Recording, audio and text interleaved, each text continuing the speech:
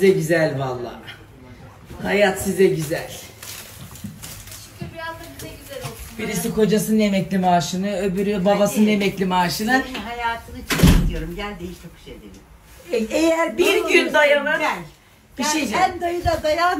Ben sana dayanırım. Dayım bana gayet iyi, yemeğimi yer, suyumu Beraber içer. yaşadığınız zaman göreceğim seni. Ne yapacağım, koyuna mı gideceğim dayımın içeride oturacağız karşıya. Artık yapacak bir şey yok. Ay süslü tempoya bir gün dayanır. Sen Dayanırım. dayanırsan ben haydi dayanırım. Ne kocadan emekli göreceğim, ne babadan emekli göreceğim. İt gibi çalışacağım ömrüm boyunca, gelen de yiyecek Ben bir de. senin yerinde olmaya razıyım diyorum. Gel. Kendi ekmeğini ye. Vallahi sorma. Mudaran yok kimseye. Oh.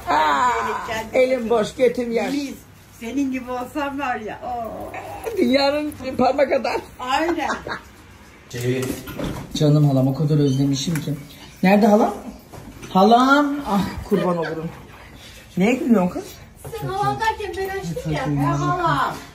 Kurban olurum. Ay kadın koymuyor ki halama bir gideyim. Allah'ını seversen her yerde bir engel. Ay bu çocuğun yazık Nasıl? böyle olacak böyle. Bak bak. Minnoşum. Görüşmeyeli. Oh oh.